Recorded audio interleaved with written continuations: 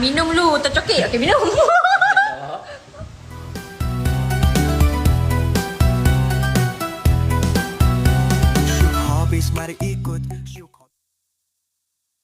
Jabatan Hal Ehwal Agama Islam Negeri Sembilan JHEAINS sedang menyiasat seorang wanita didakwa tidak menghormati bulan Ramadan melalui siaran langsung di akaun TikTok miliknya pada Ahad lepas. Pengarah JHEAINS Datuk Muhammad Asri Abdullah berkata wanita berusia 27 tahun itu telah ditahan di Kuala Pilas malam dan kini disiasat di bawah Seksyen 50 Enakmen Jenayah Syariah Negeri Sembilan 1992 atas kesalahan menghina atau mencela agama Islam. Hasil penilaian terhadap video tular itu mendapati wanita tersebut secara terbuka makan dan minum semasa sesi siaran langsung kira-kira jam 6.45 petang.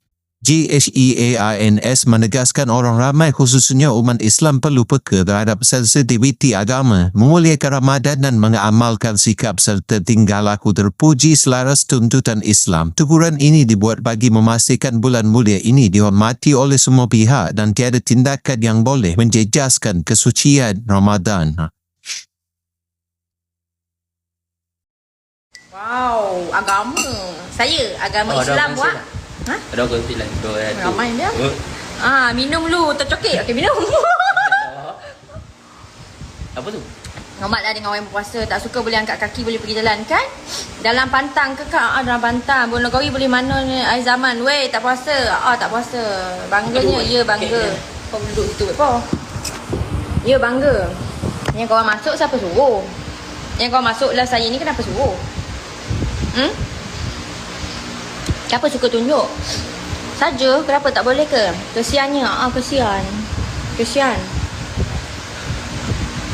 Tak belajar agama, tak belajar adab. Yelah awak tak belajar agama, tak belajar adab. Okey, faham tu. Lagi? Korang lagi kesian. Kan kak berpantang berapa hari tu? Berpantang lama. Buat malu negeri. Oh ya ke? Buat malu Syuk, hobis gembira kongsi tiada takut. Syuk, hobis suka kongsi sepanjang hari. Inilah syuk, hobis